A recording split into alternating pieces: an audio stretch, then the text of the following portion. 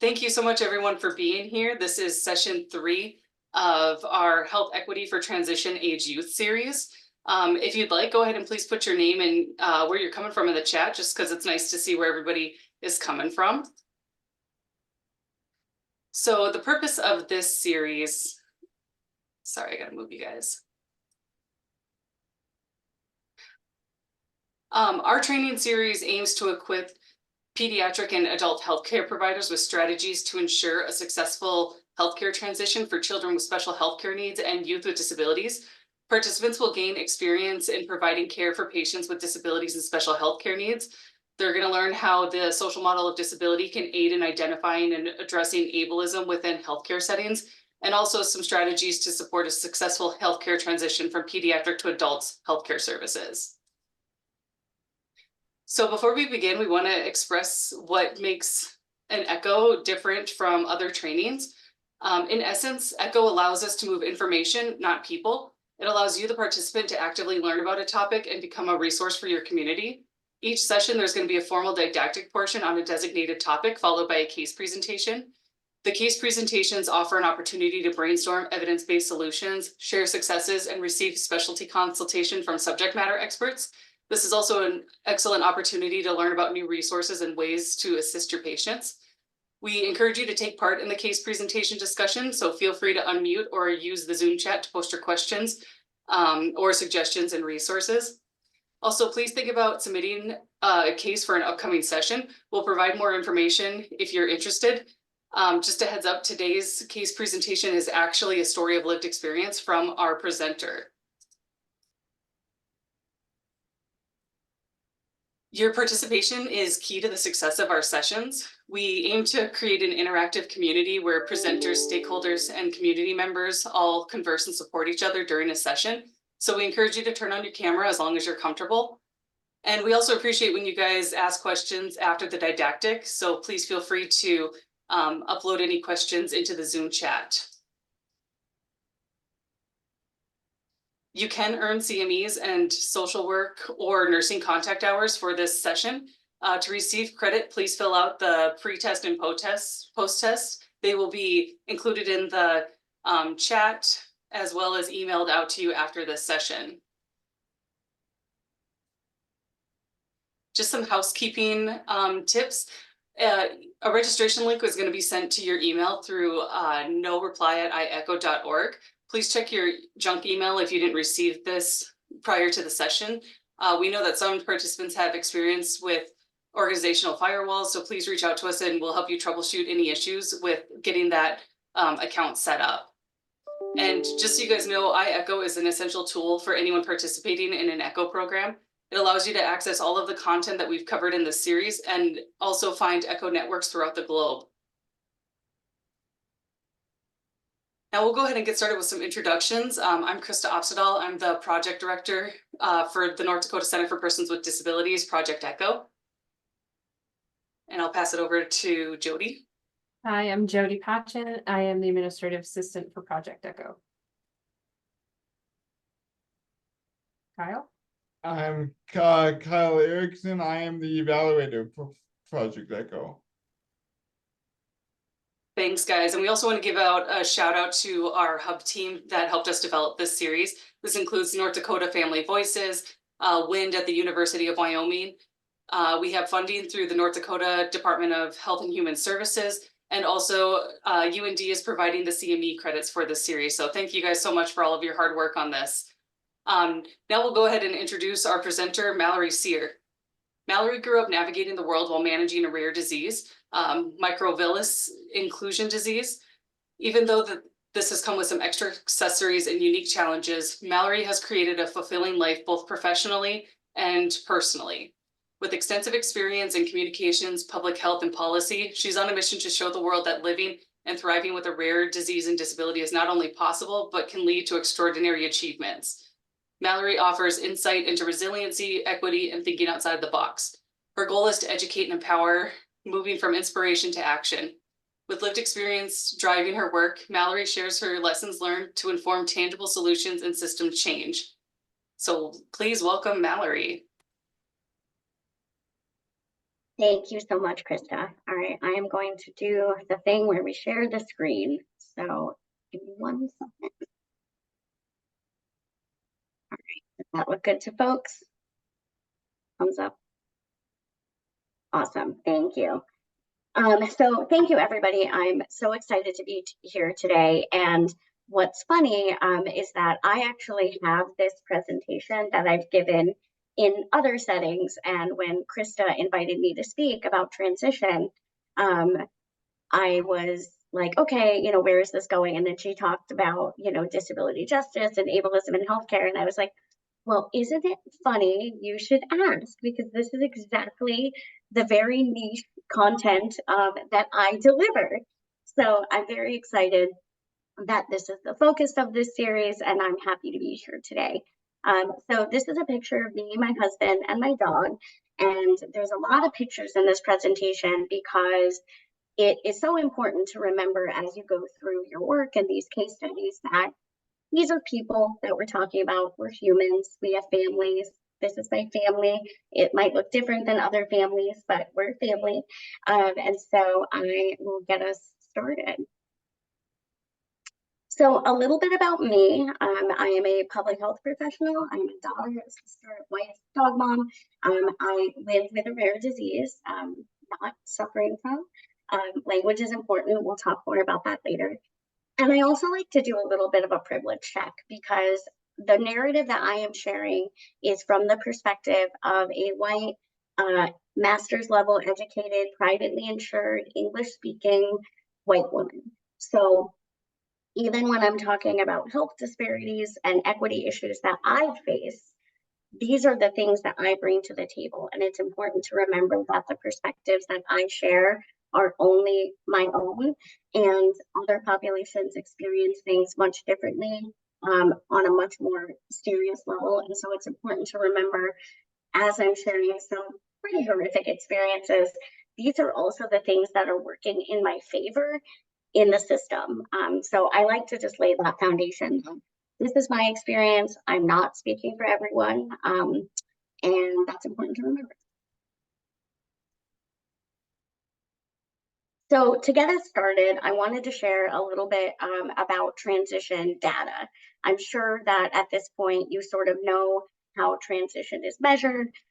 This is information from the Child Health Survey, and this survey and this data has evolved a lot over the years. I was actually involved in advocating for getting a national outcome measure on transition. I still think we have a lot of work to do. We have since added that we are looking at youth with and without special healthcare needs, which is very different than primarily special healthcare needs, which is language that is used in maternal child health. Again, we'll get to that. But there are also some plot holes in this data that I've been shouting from the rooftops for many years. This survey is parent reported.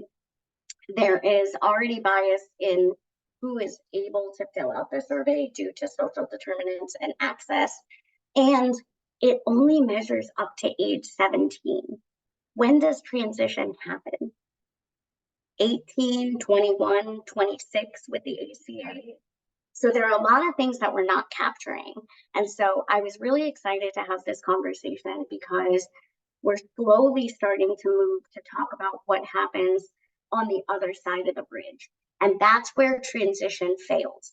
It's not on the pediatric side. The pediatric side is having the conversations, creating the medical homes.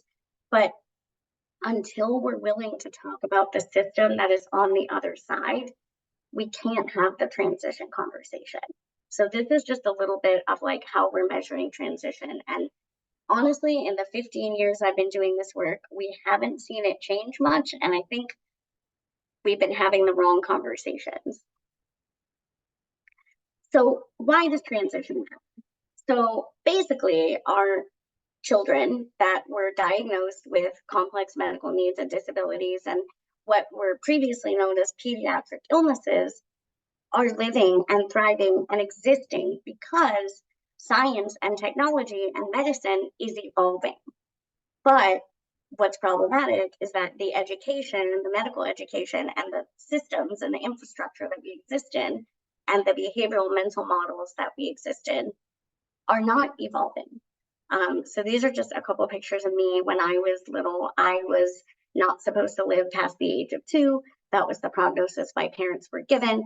And we have always lived life as to like, okay, well, if that's all we have, we're going to make the most of it. And I turn 40 next year. So I would say that doing okay, we're making the most of it. And we've learned a lot. And also leadership.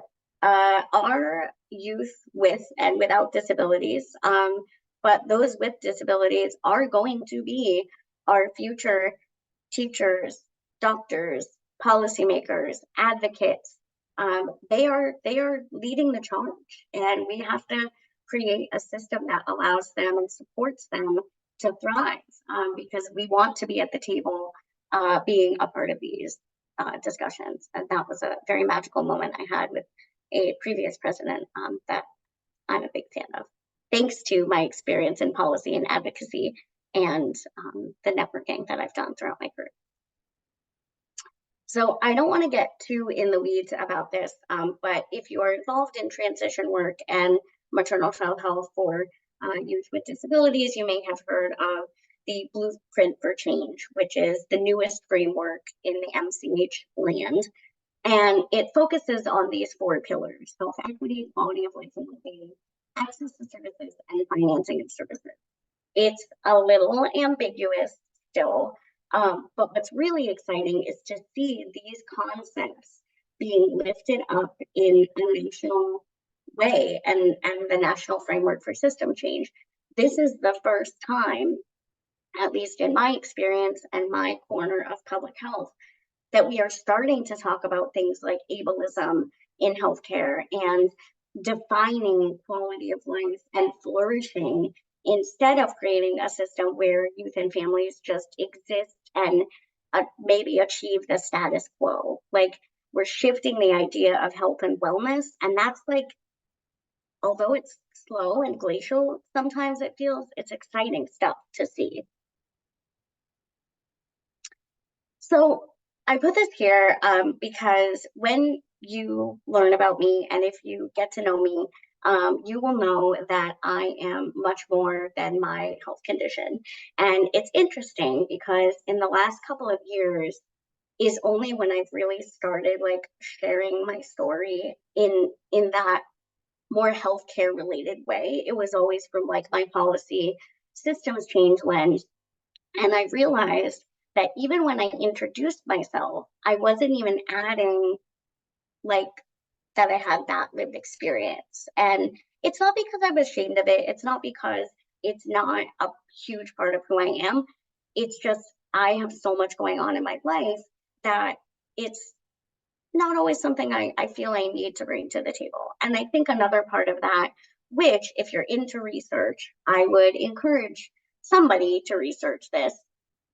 I think there's a big difference, and I've observed a big difference in the identity journeys of folks who are born and live with a complex medical need or disability, and those that acquire it later in life. For me, my medical condition is something that is as second nature as brushing my teeth. I am TPN dependent. I get hooked up to IV fluid every night. I have a central line. I do all my care myself. And it's just been something that we do. And I say we because I have a sister, and we'll talk about her in a minute. But it's important to remember that when folks are living with their medical condition, they have a lot going on besides sitting in a clinic visit.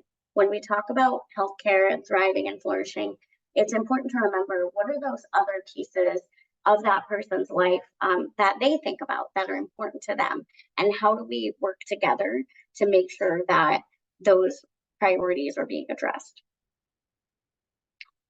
So what can transition look like? I always get like a little like emotional when I talk about this piece, because one of my greatest mentors when I started this work used to have a similar slide, and she said, what if when we gave a family a prognosis and said, your kid's probably not going to live past the age of 2, we also said, or we don't really know the future of this diagnosis. It could look like this. So how about we talk about a spectrum of what we're seeing, maybe in the literature, but also like the literature isn't always up to date with the people who are out there living it. I'm not talked about in any literature of my condition at all. To my knowledge, I'm the oldest living person with this condition. Nobody's ever talked to me. Nobody's ever wanted to talk to me. And when they do, it's about finding a cure. And when I say, maybe, and I will say that was not a vetted researcher that had that conversation. But nobody's having a conversation of like, how are you doing so well? Let's look at the things that have worked in your journey and talk to the families that are out there thriving with these rare conditions, because we're out there, we exist, and it's important to show families what's possible and honor those journeys as well. So when I talk about families and people with lived experience, it is extremely important that we are listened to in healthcare and systems work. We have been in our bodies and know our children's bodies. There are ways to do things that we have navigated and figured out throughout our lives. They may not be what you are taught in school. And that's okay if they work for us. And if something doesn't work for us, or you think there is a reason something should be done, we are saying otherwise, let's have a discussion. Typically, if a family is saying this isn't going to work, there's a reason. They've either had a negative experience, they know that the body is not going to tolerate X, Y, and Z. But also from a lived experience and personal perspective, doctors don't think people with central lines can take a shower. I've had nurses ask me if I bathe. I'm like, no, I haven't bathed in 39 years. Like, let's have a conversation. I'm like, oh, I see that you swim and travel and live independently and work and do all these things. Like, how do you do that successfully instead of sending people home and saying, no, can't, don't, shouldn't? It has to be a conversation. And my family has always existed under the mantra of, it's not no, you can't, but how can we? And with that is, how can we safely? What are the risks? And, we always we know that there may be potential consequences for anything that we do. Always, we get that. But there are potential consequences and risks for stepping out your front door in the morning. Anything could happen to anybody, regardless of if you have a disability. So it's important to understand dignity of risk, make sure that folks are able to make informed choices, and that it's a conversation, because families are going to live their lives and we're out there doing it. And we want to work with you and be partners and not have it be a combative, non-compliant discussion. I hate that word, frankly. So this is my sister. She is 8 years younger than me. She has the same rare genetic condition, but her narrative has been extremely different. We have the same social determinants growing up. We have the same family. We have the same teachers. We lived in the same house. And she grew up with a very challenging social life. She was bullied. She was accused of lying about her health condition. She was accused, and this is by the teachers that I had. She was accused of riding my coattails and trying to get special treatment. This was because she doesn't have the physical implications of the disability, because there were things that happened in my early phases of diagnosis that by the time she came along, my family was very adamant that those mistakes, I'm calling it a mistake because it was at the time, were not made. And so as a result, she experienced a very different lack of support in her journey. And now she's doing absolutely amazing. She's a social worker. She also is doing social justice and advocacy, but it took her a long time to feel confident sharing her story and her journey because she was shut down so much as a young person. And I share this because when you're out in the world in healthcare or public health, it is easy to think that two people with the same diagnosis or the same social determinants, the fix is going to be the same. The answers are going to be the same. If A, then B. But you don't know those answers or those solutions or those needs until you have that conversation. So if you were to sit down and talk to her about her experience growing up with a rare disease and my experience, it's going to be totally different. She would tell you very different things that are needed for a system where she felt welcome than what I would share. And so it's just important to remember that although two people may look the same on paper, you have to build that relationship and that trust and have that conversation to learn more. So at the end of the day, the healthcare system and the American infrastructure, it's not built for people that need accommodations, basically. And from a disability perspective, really, we operate in a deficit-based system. You are constantly applying for eligibility. You are constantly having to prove that you are still disabled. You cannot be too successful, or you may lose the things that helped you to be successful and independent.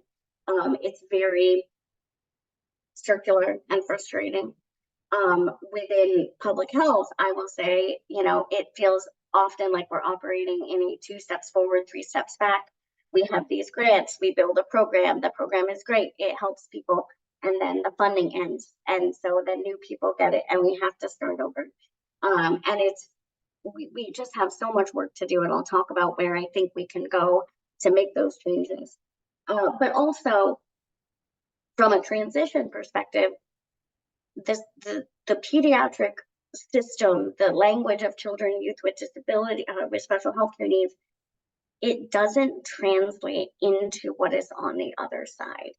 And on the other side is eligibility, disabled, there aren't providers that are willing to take us. And so we see a lot of programs that are built with the idea of like, we'll empower and equip the youth and the family to do the checklists and the things. And that doesn't matter if nobody wants you. And I've been in conversations where, so for context, I was a founding member of Got Transition, the National Center. I helped create and vet the 6 core elements, which is a national, international, global, very well-known framework. I had all the checklists. I did all the things. I had my provider in one state when I moved from Boston to Colorado, working with a transition expert in Colorado. I did everything I could have possibly done. We were moving, and I got a text that said, no one's interested. Didn't matter, we were going. I had a job lined up. It was that was a transition. And so unfortunately, my first point of access was ending up in the ER, and that's how I ended up with primary care. In the 8 years we were there, I probably had 6 PCPs. A lot of different reasons, and some of them were logistical, they were residents, they were leaving, some of them were, they couldn't give me what I needed, and ultimately we didn't have a good relationship. It was a lot of things.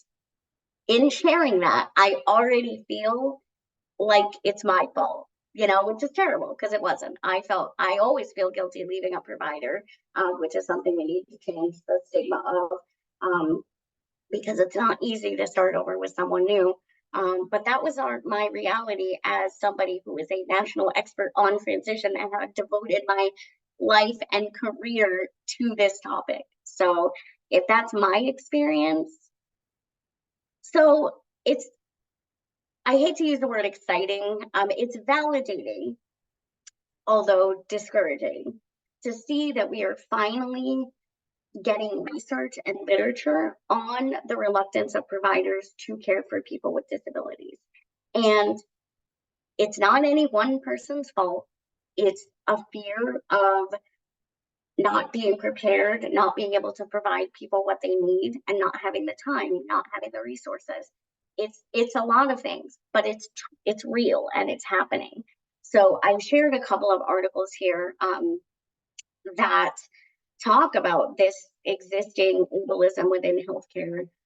There's a quote here from this New York Times article, which hopefully isn't behind a paywall, speaking of academia and elitism. You know, doctors will have trouble examining him because they cannot get him onto an exam table. So they will tell him directly, I really don't know what to do with you. Maybe you should go elsewhere. We hear that a lot. Things like accessible exam tables, wheelchair accessible scales, these very basic things that allow a provider and support a provider to do the very basic things for disabled people are not the norm.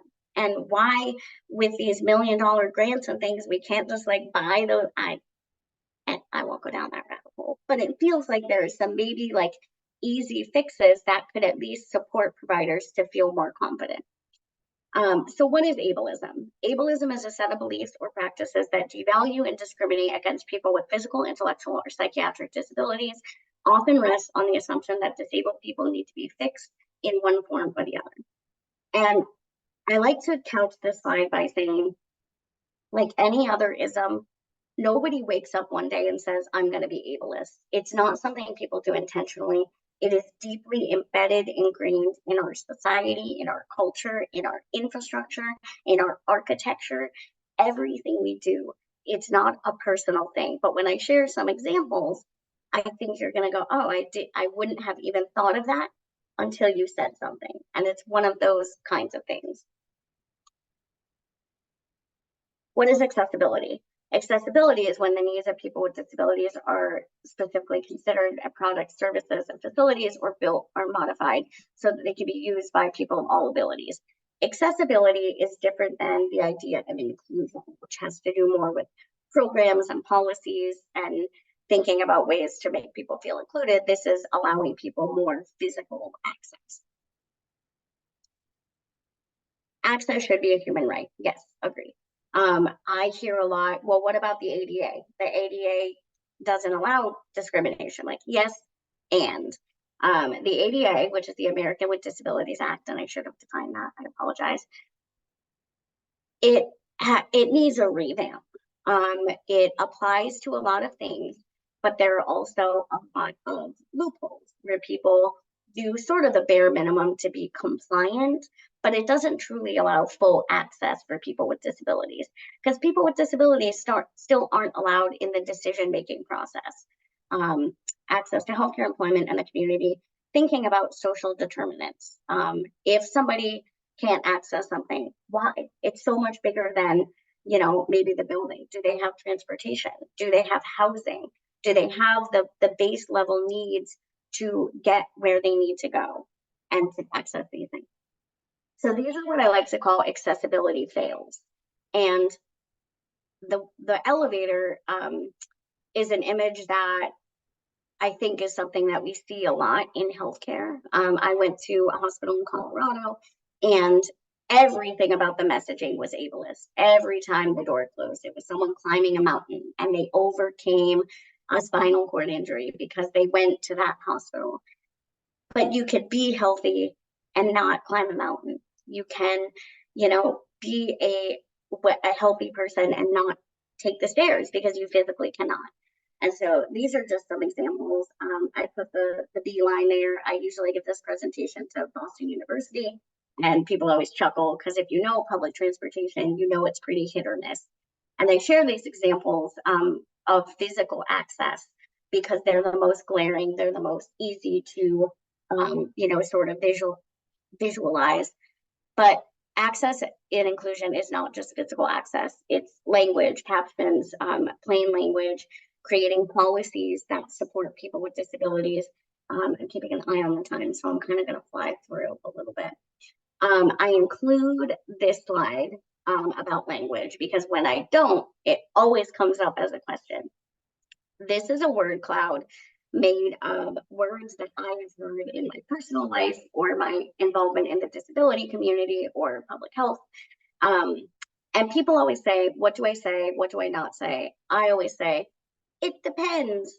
There are things such as identity first language, which is saying disabled, autistic, using those types of things versus person first, which is person with a disability, person who uses a wheelchair.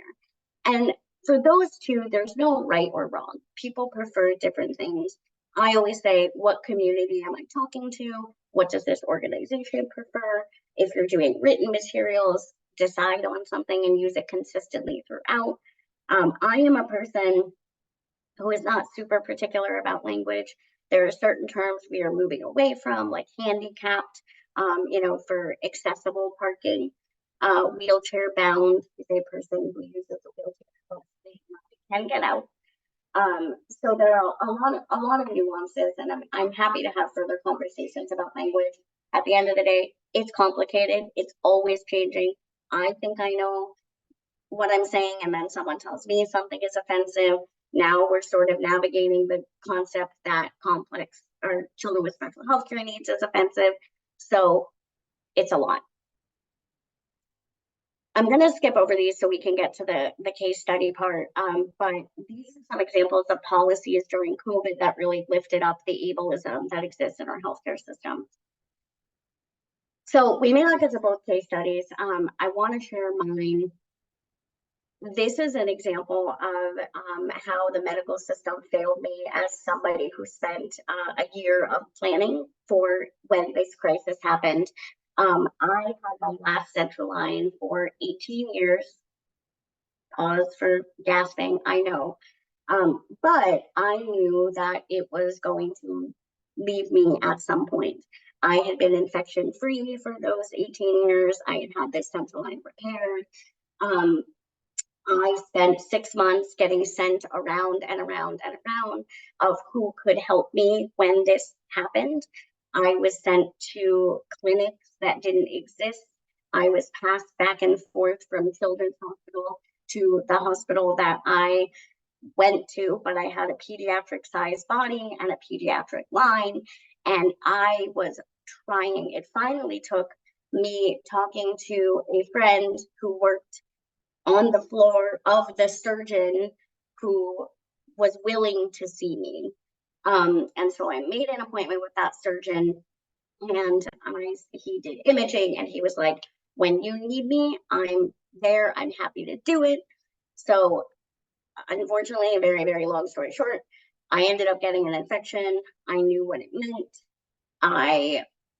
And when I knew I had the infection, I asked my primary care provider for an order for blood cultures. I went to the lab and they almost wouldn't draw them because I wasn't having symptoms that day. And I said, I'm telling you, I know my body, this is what I need. Finally, they drew them. With it, not even 24 hours later, I was packing up to go to the ER. I went to the ER at the Children's Hospital because I was a patient there. I had a surgeon lined up. This was going to be easy breezy. No, they wouldn't take me. They sent me in an ambulance, literally across the street, $2,500 later. And it was there for over 2 weeks. It took me 4 days of advocating for them to remove my line surgically, which was in my body, calcified. And I had to fight to explain why I needed that done surgically when I knew the risks because they had happened before. Luckily, they listened. We had vascular surgery on standby. They ended up having to go in because the line broke off in my body because I had had it for so long. What nobody told me, having made that plan, was that they wouldn't give me another line. And I don't know the true narrative as to why. This was my lifeline. I ended up going 11 days without IV nutrition.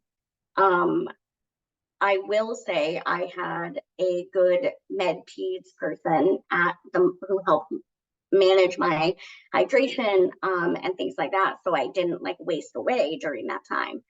But in that time, instead of giving me the one thing that I knew I needed, they put me through unnecessary invasive procedures to prove that they wouldn't work.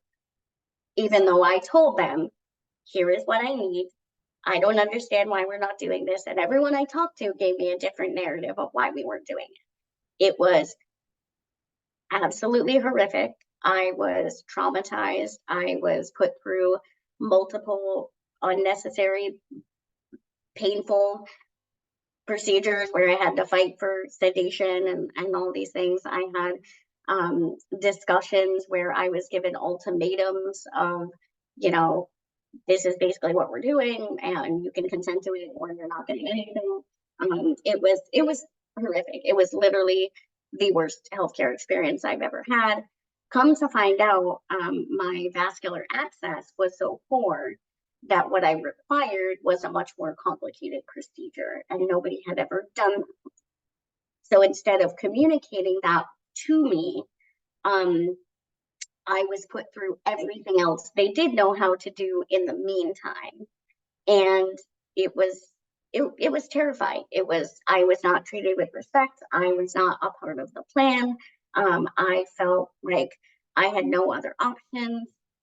It was awful. It was probably the worst healthcare experience of my life, and I've had many.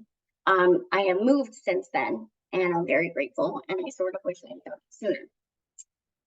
So what could have been done differently? What needs to change?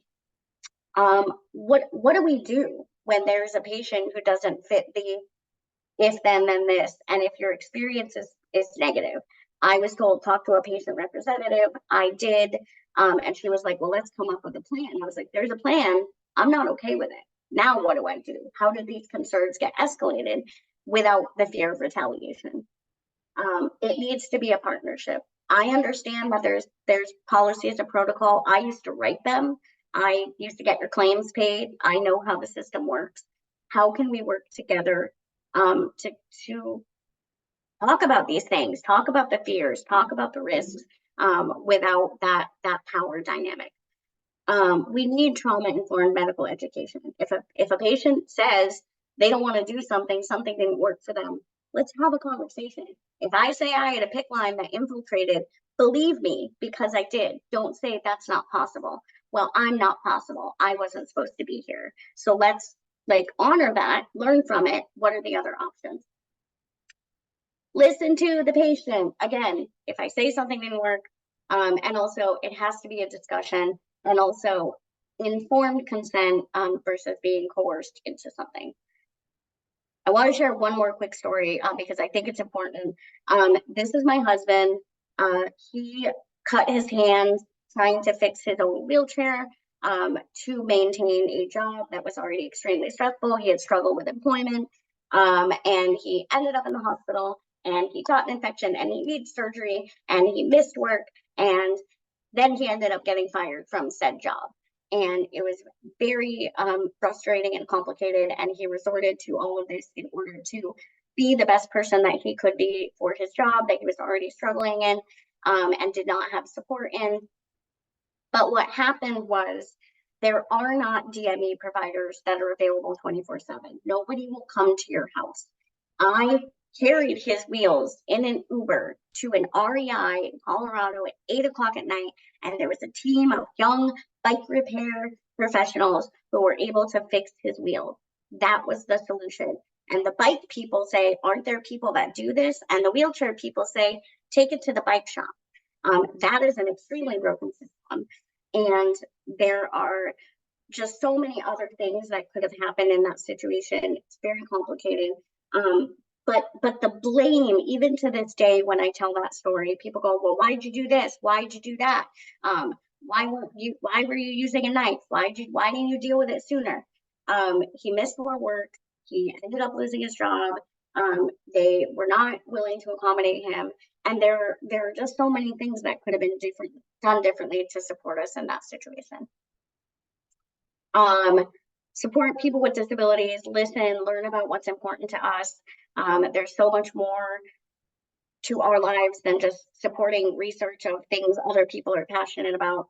This is all we can do. Listen, learn, value lived experience, view the world differently. If you go throughout your day and notice one thing that can be done better, be the ally, be the champion, use your platforms to speak for people who aren't in the room, and work to get them in the room. What needs to be done?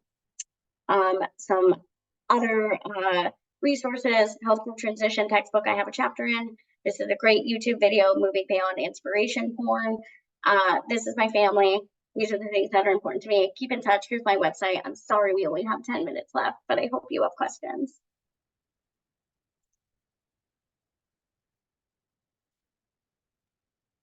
You were doing great on time, Mallory. Perfect. Excellent. Does anybody have any questions? I guess I do have one while people are adding theirs to the chat, or feel free to unmute if you're comfortable. One of your last slides, you had talked about microaggressions. What are some common microaggressions you may see in like a healthcare setting that are ableist? Oh gosh. You know, I think the marketing and the messaging, the way that we frame health and wellness is really like the biggest one. You know, like thinking about the campaigns like sitting is the new smoking. Even just, you know, comments like, oh, just, you know, do this, or really the expectation from providers that we can sort of drop everything to redraw a lab or come do a follow-up, you know, without really understanding like what it looks like in our day-to-day to schedule transportation, hope that transportation shows up on time, you know, manage my infusion around it. Really just that shift of like the mental model of, you know, not understanding what it really looks like to have a disability. And also the things like not having an accessible exam table, you know, having people be like, okay, get up, you know, and then I have to like, you know, we have to basically navigate in a way that's unsafe for us. So all of those things that just make us sort of not like feel welcome or supported in those environments, I would say.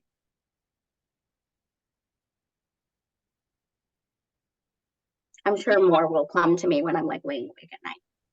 Do you have any suggestions for how to help someone who's basically given up on advocating for themselves or transitioning? And the example I have is my best friend has a nephew who's deaf, and his parents don't really have anything to do with them, and he basically moved in with her, and he's in his early 20s, and she's trying to help him navigate the world. And he's pretty much given up, and she's trying to help him to learn to navigate the system, and also help him to start advocating for himself. But it's really hard to motivate someone who pretty much just wants to stay on his computer and then have her drive him to work. And I'm trying to get her different resources, even though she lives in a different state.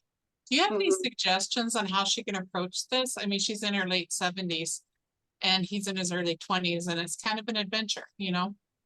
Yeah, that's, you know, it's such a hard question because like I leave the house sometimes and I come home and I'm like, whoa, I get it. Like, Yeah. you know, it's a lot. One suggestion I would have, like, number one is like, you can't force it.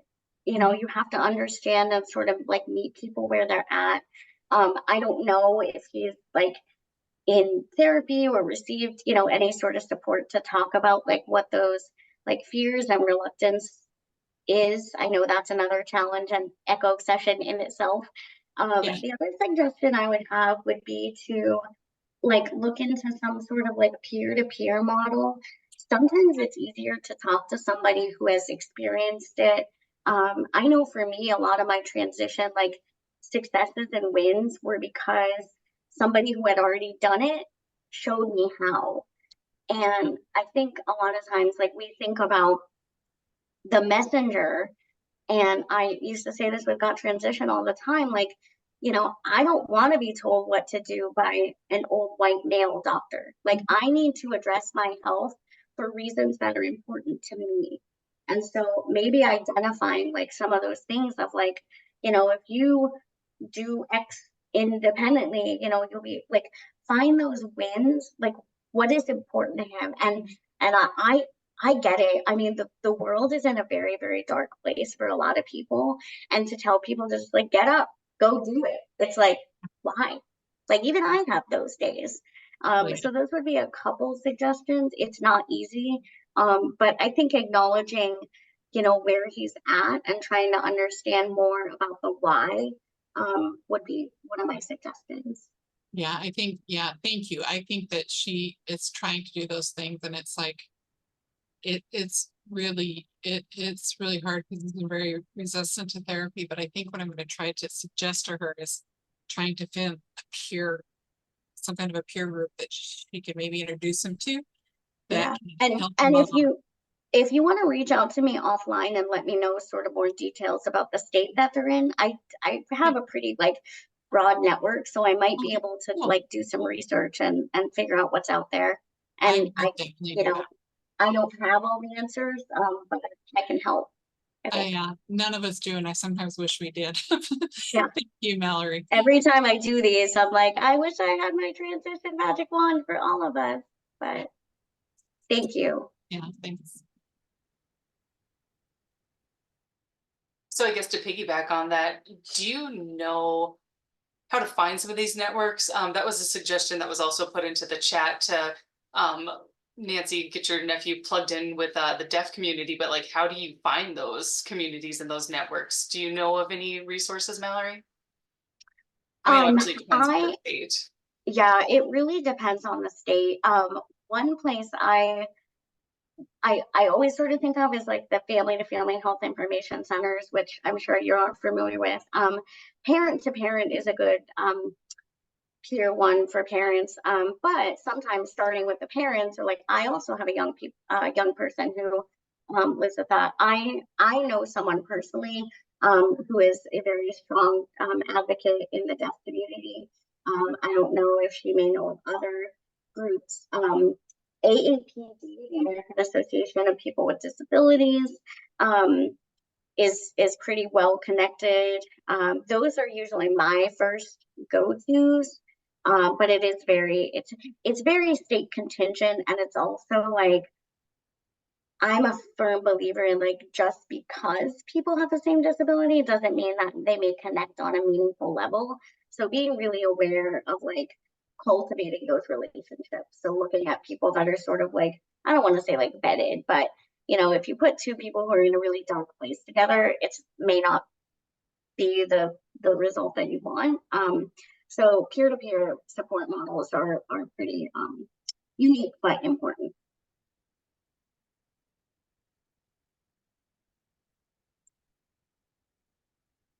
Actually, in the additional resources that we put together after these sessions, I can put some of those organizations that Mallory had mentioned in there to help people connect with different communities. Now, this friend of mine, she lives in Washington, in the Seattle area, and there's actually kind of a cool a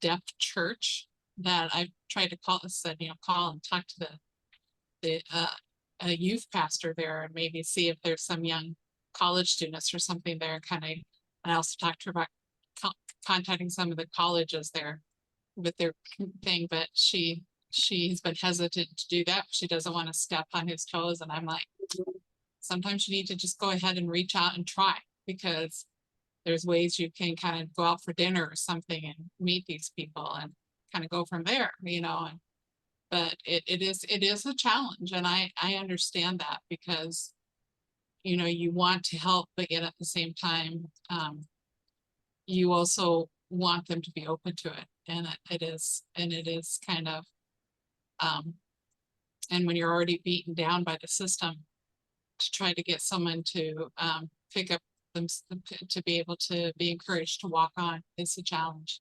But I do think if they can get a peer-to-peer that would kind of encourage him on, be a huge difference in his life. And I will say, as someone who used to facilitate sort of some of these models for young people, a lot of them started as like, oh, my mom made me come to this, and by the end it was like that was their, like they were opening up, and and that's not the case for everybody, but I've seen the power of peer support. And if you can sort of make those connections, even if it doesn't happen right away, it may be a place to start.